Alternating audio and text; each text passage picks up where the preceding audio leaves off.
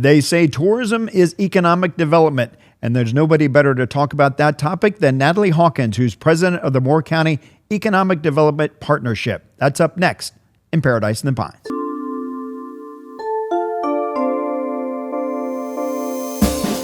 Welcome to Paradise in the Pines, a podcast about the people, places, and stories that make this the home of American golf. Brought to you by the Pinehurst, Southern Pines, Aberdeen Area Convention and Visitors Bureau. And welcome back to Paradise in the Pines. We are joined this episode by Natalie Hawkins, who's president of the Moore County Economic Development Partnership.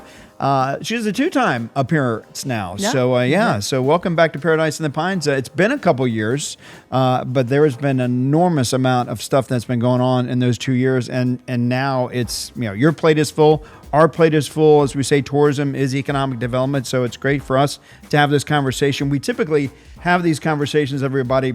We might meet once a month to kind of like update each other on what we're doing, because we're going in so many different directions. It's good to stay on point, especially for what we do and everything we do for Moore County. So I know recently, last month in June, we were able to host the State Economic Development folks, their board meeting, Chris Chung and that group. What was that like, trying to pull that together and have that group be here in our destination to enjoy all the things we have to offer in Moore County? Yeah, of course, it's always wonderful to have the EDPNC board here along with their staff.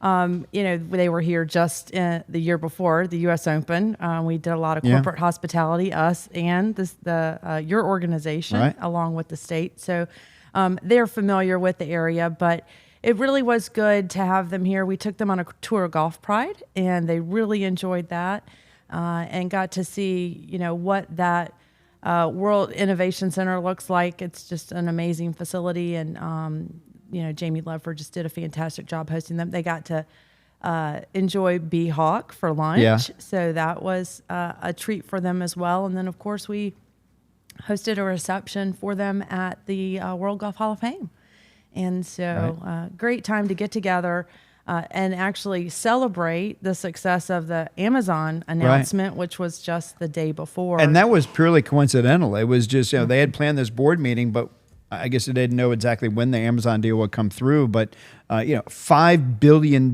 deal, the largest deal in the state, I understand, in history. Yeah, actually, it is an enormous deal. It was the largest capital announcement, actually $10 billion. $10 billion, okay. $10 billion. 500 jobs. They think that project's going to take 8 to 10 years to construct. So I think there's really a lot of opportunity for Moore County businesses to help support that build out. They're going to build 200,000 square feet. Is that amazing? Building.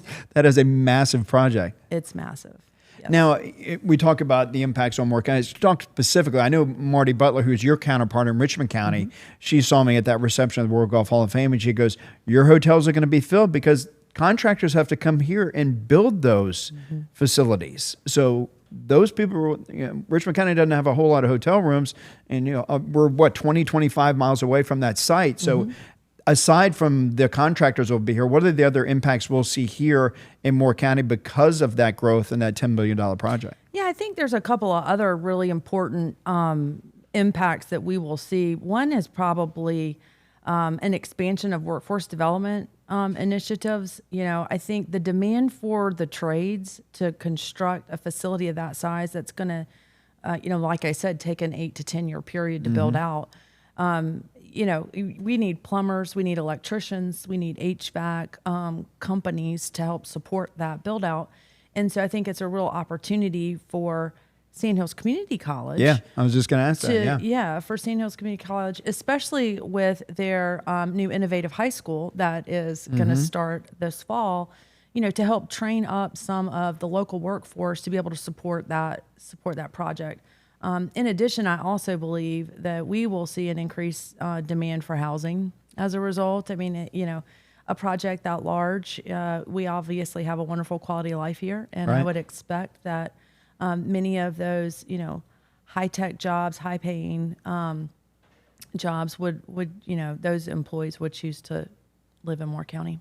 Does that mean you and Marty will be talking more often, I guess? I mean, because there's going to have to be a lot of coordination. We talk in tourism about regional tourism. So, like Seagrove, it's in Randolph County, but obviously we market that, and it's a partnership between us and their county to promote that, those potters there. Right. But now that you have this huge project, how much is Marty going to lean on you? Because we have the amenities and the other resources here that they're going to need to help that project be successful. So I would say Marty and I are definitely on speed dial. On speed dial, yeah. We work together very well and very closely, and I reach out to her for help sometimes, and she reaches out to me for help sometimes.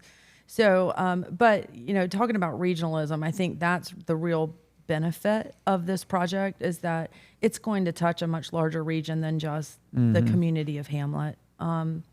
And that's kind of our view of economic development always, is, the impacts of a project or a new business locating, are felt well beyond, county and, municipal and county borders.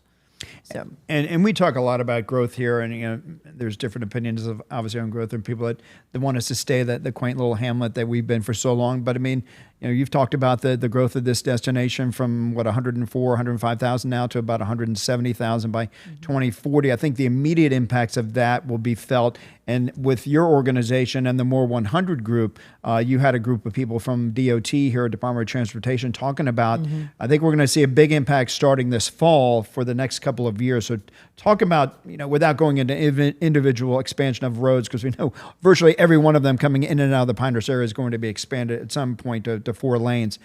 That impact, those next 2 years, the growing pains we're going to experience, at least from a DOT perspective.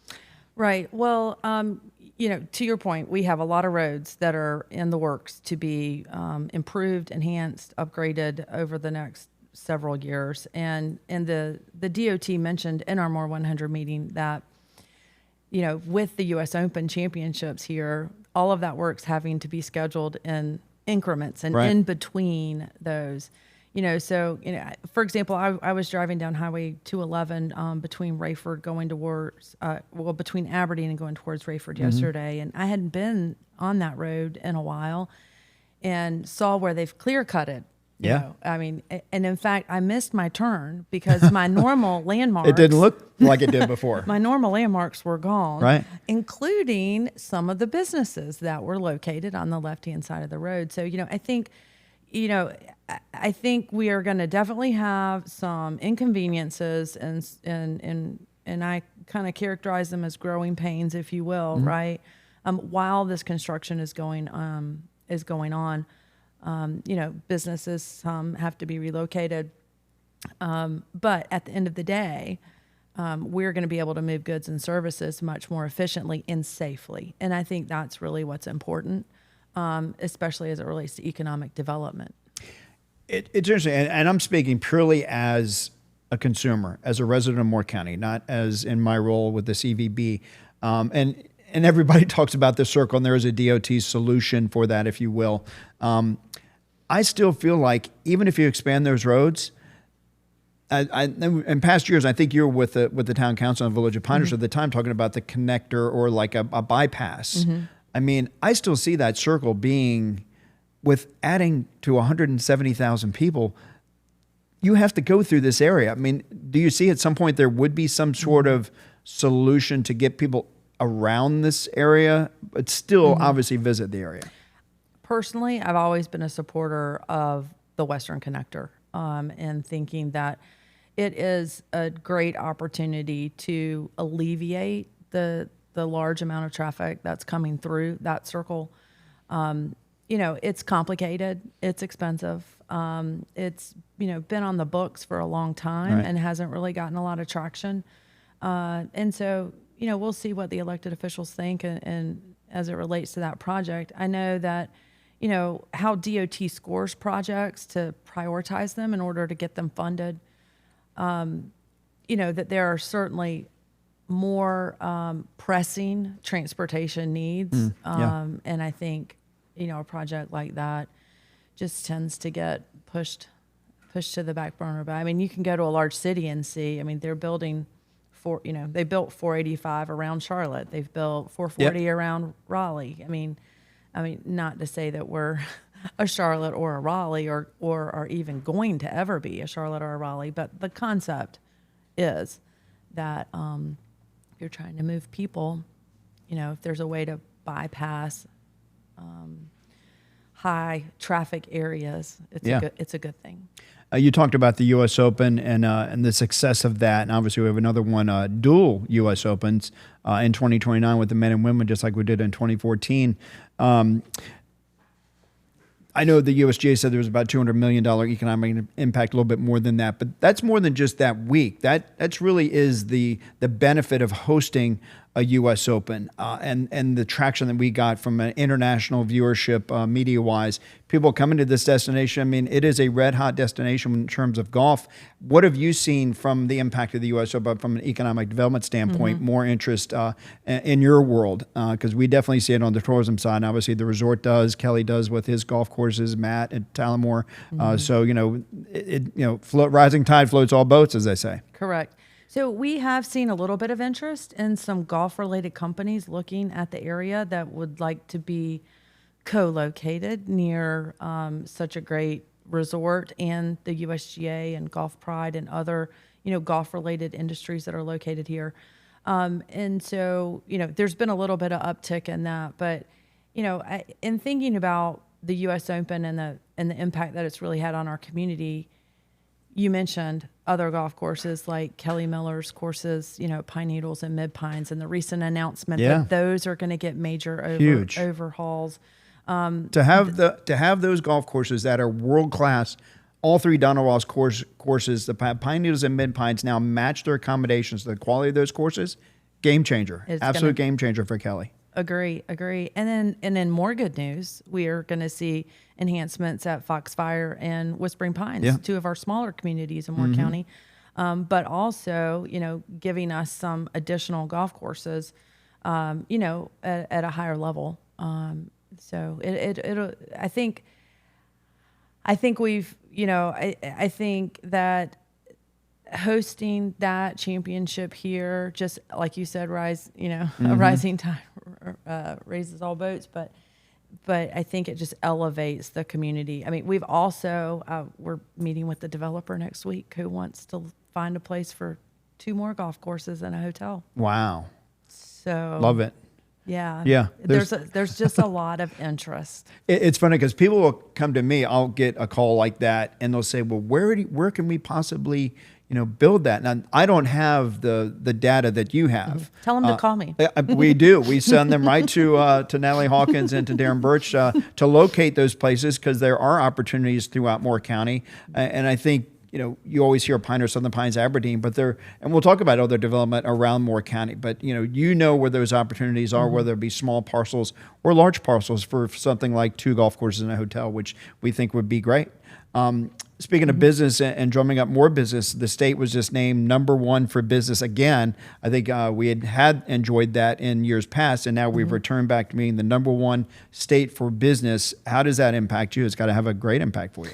Yeah, I mean, it's great news for the state of North Carolina. It's the 3rd time in the last 4 years that the state has been ranked #1. Last year, we just barely missed it, and we're #2 behind Virginia. But, when you look at the CNBC rankings and how they evaluate states for business, I think that here in Moore County, we can kind of parlay off of the areas that the state ranked high in. So, for example, business climate. We ranked very high in business climate. Well, we have a wonderful business climate here in Moore County. We have the 2nd lowest ad valorem county tax rate in the state of North Carolina. So we have a favorable tax climate, similar to the states, with a low corporate income tax rate. And I think the other thing that we ranked really high in is workforce education. And, when you look here in Moore County, we've got the innovative high school getting ready to open. We have wonderful public schools with fantastic career and technical education programs. The Sand Hills Community College has wonderful workforce development tools, customized workforce training. Dr. Sandy Stewart and Dr. Tim Locklear have done, I think, a really nice job of preparing our students for entering the workforce here. And so, you can look at what the state has done well in, and we as we market Moore County can say, well, yeah, the state is number one in business, but look at what we're number one in, right? Yeah. We're the number one micropolitan as well. So I think it really just gives us a good opportunity to tell our story. And as I said, just kind of parlay in that into kind of how the state ranked as a whole. I think it's a credit too to Tim and to Sandy, as you mentioned, is that they're very adroit at seeing opportunities and then taking advantage of that. Instead of sitting back and waiting, they're saying, hey, this is a great opportunity. Let's take advantage of that. Yes, and they are, both on my board of directors, and I enjoy very productive working relationships with both of them, as well as their staff. And, they're super supportive, very collaborative, and I think very forward thinking too. And I think that is going to be to the benefit of Moore County and our economy. There's a project that people have heard about. It's been announced, the Uhari Motorsports Park in extreme northwestern Robbins County, which has been a depressed area for years. $10 million or $12 million project. It may be more now. It's 100 million plus. I'm sorry, I was like, wait, I missed a zero there. You just missed one zero. So yeah, $100 million project. I know that's been approved, and I've asked you numerous times, when are they going to turn dirt and start making this happen? Because it is going to happen. Maybe give people an update on where we are with that project. Sure. Well, you're not the only one who asks. I can tell you that. I think there's a lot of interest and a lot of desire by community members to see, some dirt moving.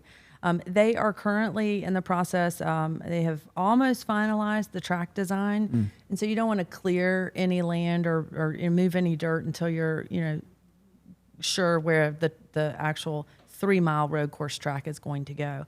But just kind of as a reminder for your audience, it's a $100 million project.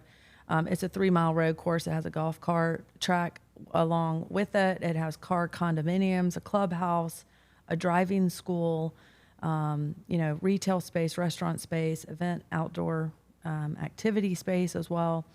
So, but they are in the process of finalizing contracts for condos. So they've had an extremely high level of interest in acquisition of the car condominiums, and so they are finalizing all those contracts and working all that through. But I say all that to say this: the short answer to your question is they hope to begin moving dirt before the end of this calendar year. And while it is private and there'll be condo ownerships, they've emphasized they will have monthly events for the general public to come out, and you can go out to the restaurants, you go to the monthly events.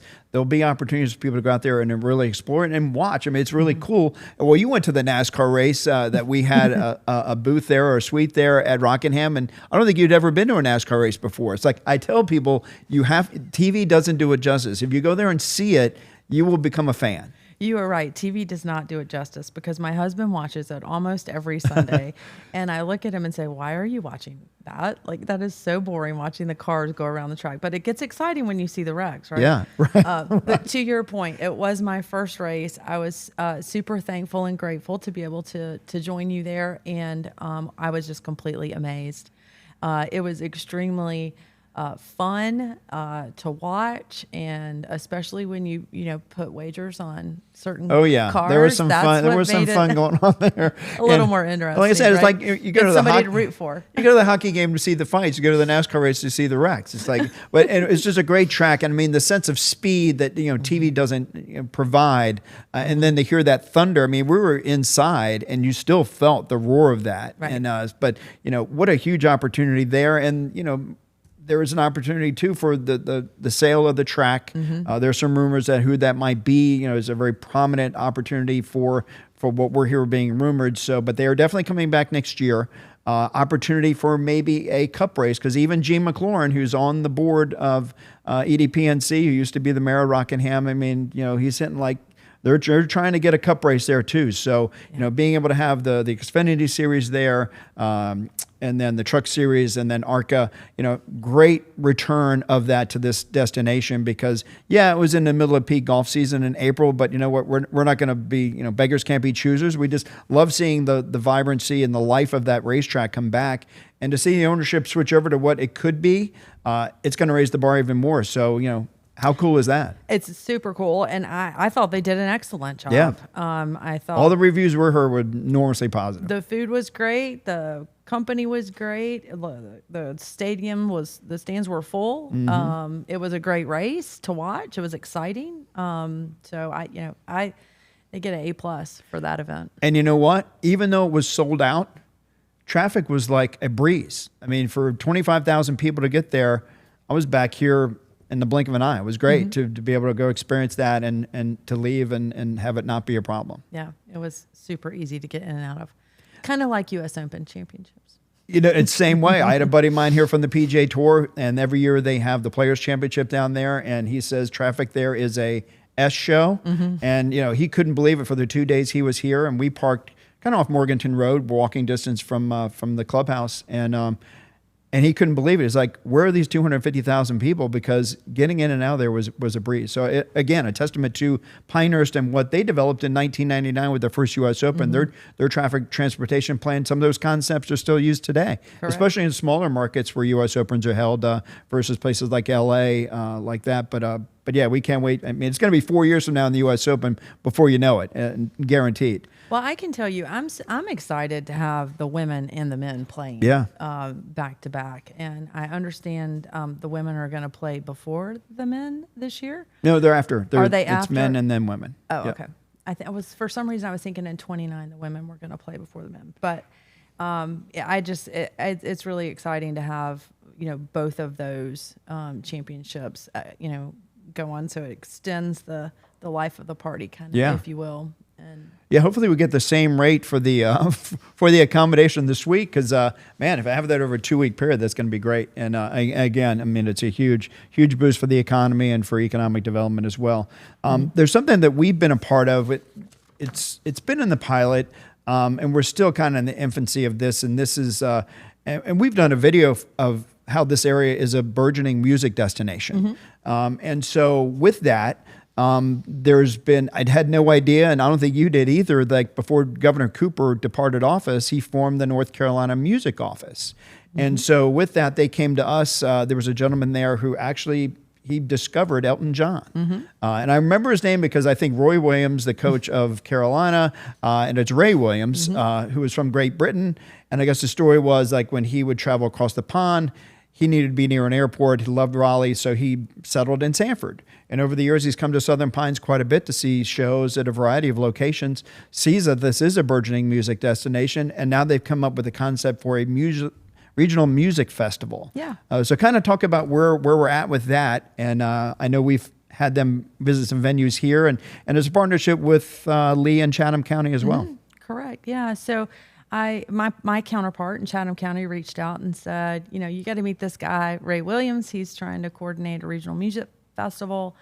Told me a little bit about his background, and of course, as soon as I met him, we hit it off very well, and so we have formed a little working group, if you will, which I've brought you and your staff in on, as we appropriately should, and we put together a list of all the venues that could potentially host some type of musical events, whether they are, a larger concert, or maybe it's just, a small band, or, in a local bar or restaurant even.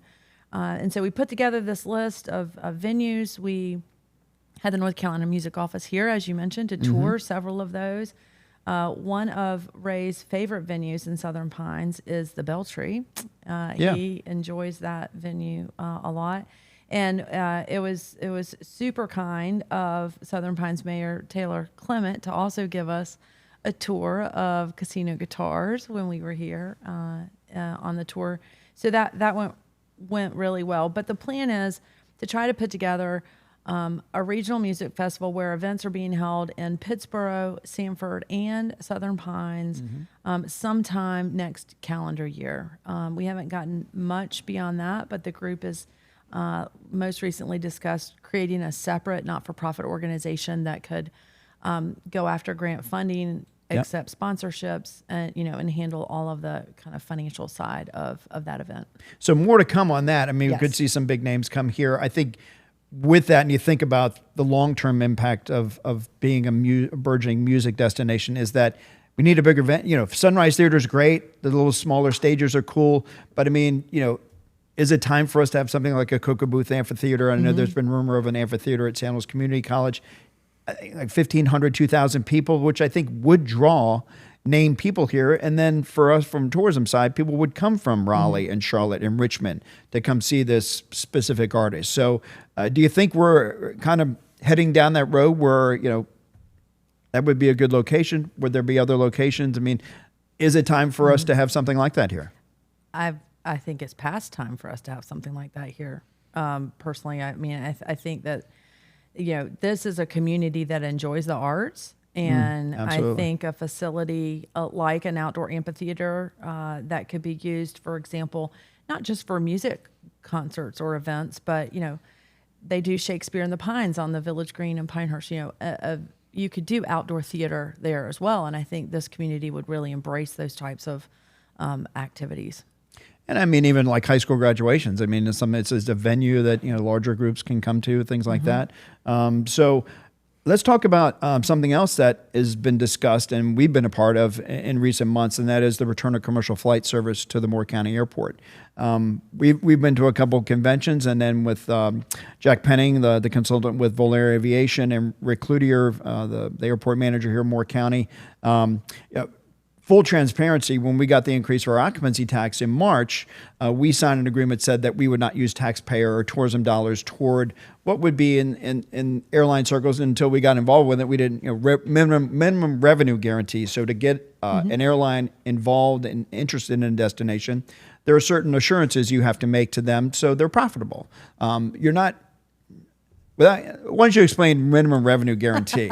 You were because doing just fine. You're not giving them this dollar. They might require $1.5 million to start air service. Yeah. It's kind of a promise. We're not actually giving them money, but we made an agreement with the county and said we will not use taxpayer dollars for this minimum revenue guarantee to give it to a private entity. However, if that were to happen, we have an obligation as a destination marketing organization to market that. That would be banner ads in specific markets based on wherever the flights would go to or come from, but then also advertising it in this area so people understand there will be a return to commercial flight service. So maybe give an update on where we are with that, as there's definitely still interest in this destination achieving that.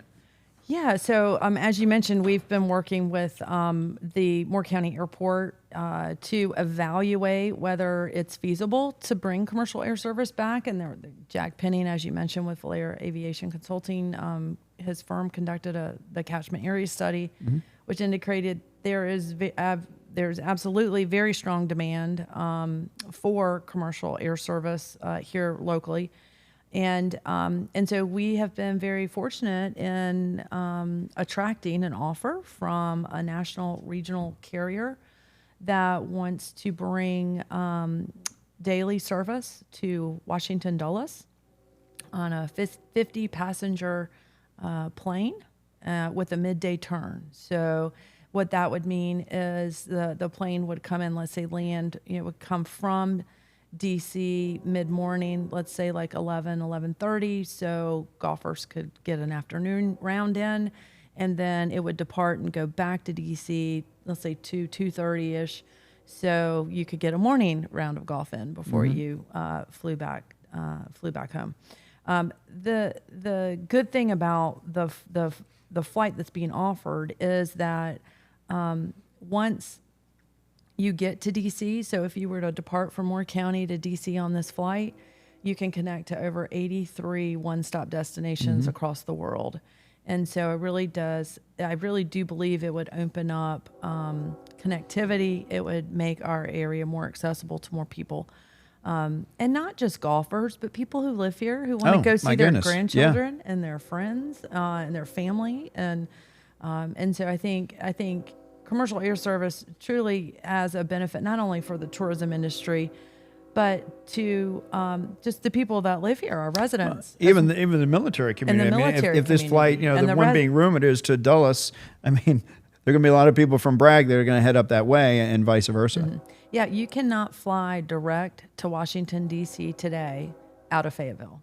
You have to connect somewhere. So I could see a lot of people who are maybe taking those connecting flights out of the Fayetteville airport choosing to drive a few more minutes over here to get direct. Yeah, and we're not talking about like LaGuardia. Planes aren't going to be landing and taking off like every 15 minutes. We're talking about one flight in, one flight out. I live in Whispering Pines. Obviously, people are going to have opinions about that in that community. I will tell you that, when they say that the helicopters fly over, that's freedom flying right there. So, I hear that sometimes at 10:30, midnight sometimes if they're training. It's like, does it bother me? No. I mean, it's just the sound of freedom to me. And I mean, I fall right back asleep if it does wake me up at all. Yeah. So, but again, this is a great opportunity for Moore County.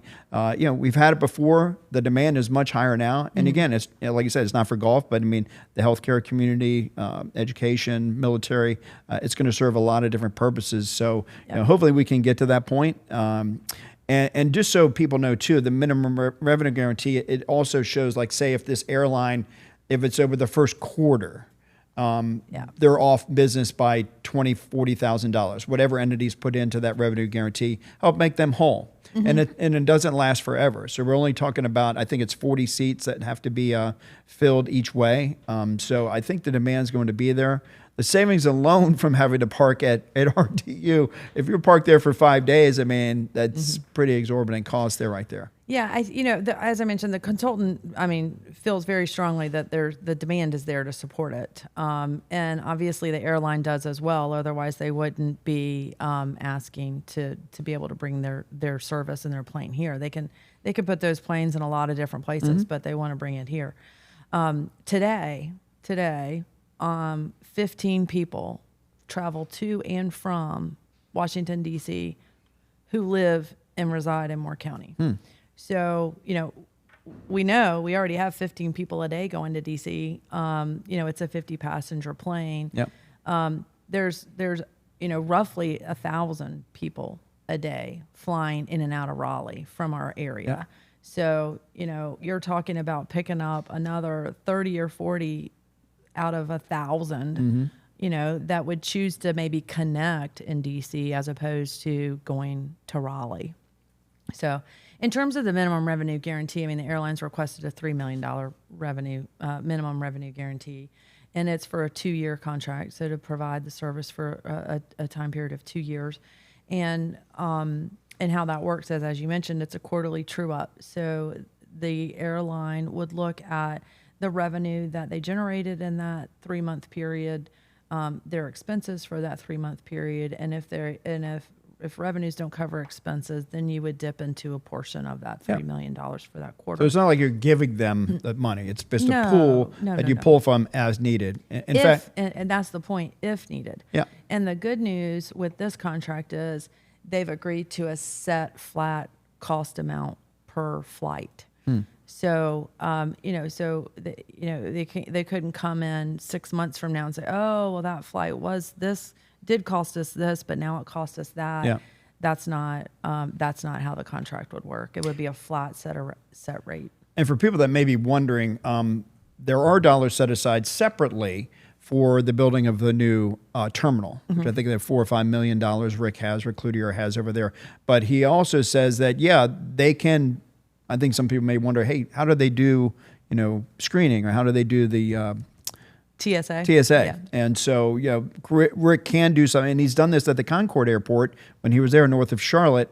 Similar situation. In fact, every station he's been, from Maine to Concord to Idaho Falls, he's done exactly what we're getting ready to do. So he's got the DNA, he's got the experience, along with Jack, because he's been with them from Valera Aviation along every one of those stops. So it's not like he's never done this drill before. He understands it. And so they can handle TSA if they were to start this flight service, say, next spring. Yeah, my understanding is that it'll take about 6 months just to get the airport set up, the TSA and all of that, ready to accommodate that service. I will tell you this too. Jack Penny mentioned that for the minimum revenue guarantee contracts that they've worked on with their clients over the last 20 plus years, 88% of those flights are still running today. So he has a really good track record. Yep. I think his firm spends quite a bit of money on data. In fact, I believe he said he spends more money on getting data and information than he spends on salaries for their staff. Wow. So, which is a big commitment because, of course, he wants to make sure that we are making, a fact-based decision. So the demand's there, the interest is there. We're just at the point now where we have to figure out how we can pull together as a community to find the funds that the airline's going to require for the minimum revenue guarantee. And I think as soon as we're able to do that, then we could have that benefit to our community. That would be awesome. Airport.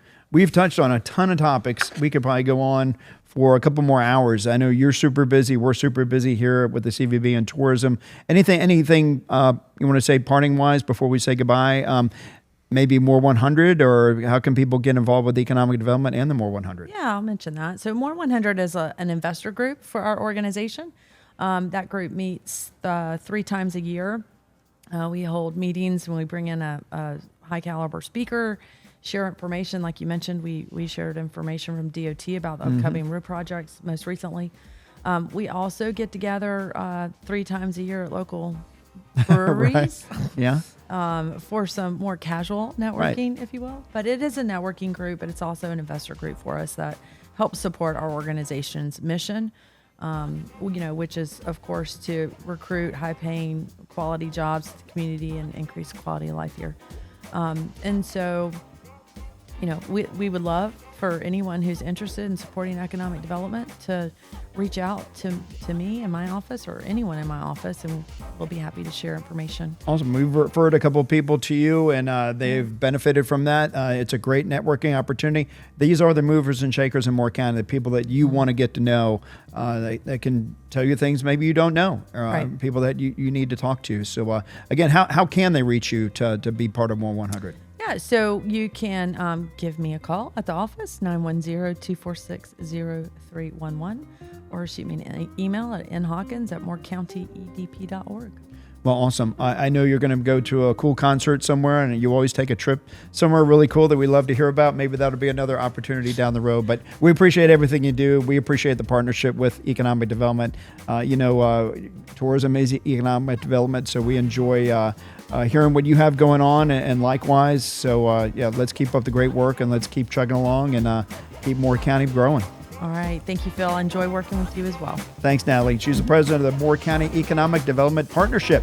If you want to learn more about tourism, go to our website, homeofgolf.com. If you want to watch our videos, go to our YouTube channel, which is Home of American Golf. This has been Paradise in the Pines, and we'll see you next time.